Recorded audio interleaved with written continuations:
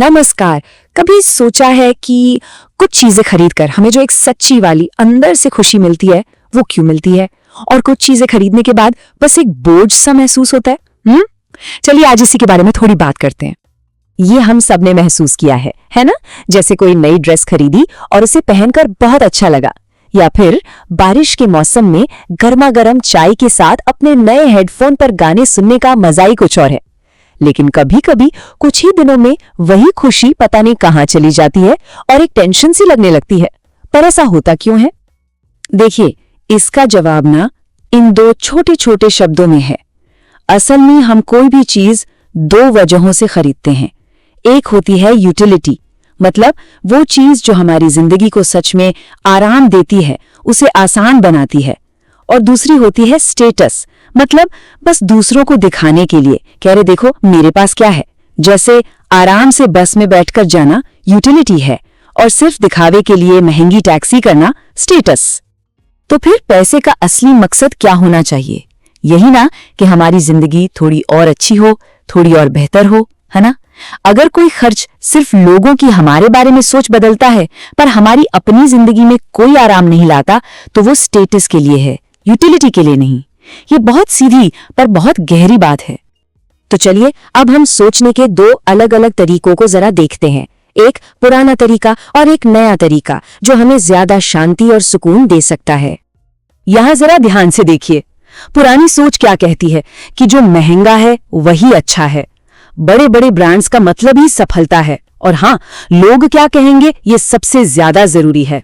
अब नई सोच क्या कहती है? वो कहती है कि यूटिलिटी रोज की जिंदगी को बेहतर बनाती है। किसी लोगों से ज्यादा जरूरी हमारा अपना आराम है, और किसी की तारीफ से कहीं ज्यादा जरूरी हमारे मन की शांति है। चलिए अब इस पूरी बात को ना कुछ छोटी छोटी प्यारी सी कहानियों से समझते हैं। ये कहानियां सुनकर लगेगा अरे ये तो हमारी अपनी ही जिंदगी जैसी है। तो ये कहानी है दो स्टूडेंट्स की, राहुल और आशा। दोनों को ही अपनी पढ़ाई के लिए एक नया डिवाइस चाहिए था। अब देखिए राहुल ने क्या किया। उसने एक ऐसा लैपटॉप लिया जिसकी बैटरी बहुत अच्छी थी, जो उसकी पढ़ाई में सच में उसकी मदद करता था, और वो बहुत खुश और संतुष्ट था। वहीं दूसरी तरफ आशा ने एक बहुत महंगा फोन खरीदा, जो बस फोटोज में अच्छा लगता था। पढ़ाई में उससे कोई खास मदद नहीं मिली और बाद में उसे बस तनाव ही मिला। तो यहाँ सीखने वाली बात कितनी सीधी है। राहुल ने यूटिलिटी को चुना और आशा ने स्टेटस को। अच्छा, अब एक और कहानी सुनते हैं।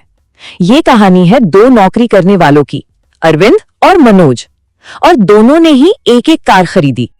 अरविंद ने एक ऐसी कार ली जो चलाने में बहुत आरामदायक थी और जिसका खर्चा भी कम था। इससे उसका रोज का आना जाना बहुत आसान हो गया। लेकिन मनोज, उसने एक बड़ी प्रीमियम ब्रांड की कार ले ली। अब ज्यादा ईएमआई का मतलब था ज्यादा तनाव, और देखते ही देखते उसकी रोज की जिंदगी एक बोझ सी बन गई। देखिए फर्क कितना साफ है। अरविंद ने अपनी जिंदगी के लिए आराम खरीदा और मनोज ने बस दूसरों पर एक इंप्रेशन बनाने के लिए एक बोझ खरीद लिया। तो अब आते हैं उस एक सबसे जरूरी सवाल पर, एक ऐसा सवाल जो शायद हमारे खर्च करने का पूरा तरीका ही बदल दे।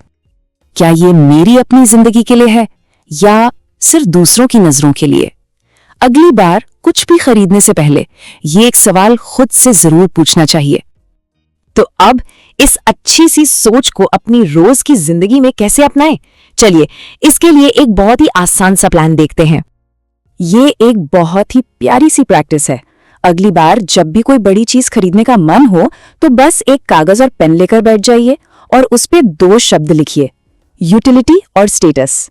और फिर ईमानदारी से खुद से पूछिए कि असली वजह क्या है। अगर जवाब यूटिलिटी है तभी वो चीज खरीदिए। जैसा कि दुर्गा सर ने कितनी खूबसूरत बात कही है, यूटिलिटी जिंदगी बनाती है, स्टेटस दबाव बनाता है। कितनी सच्चाई है इस बात में, है ना?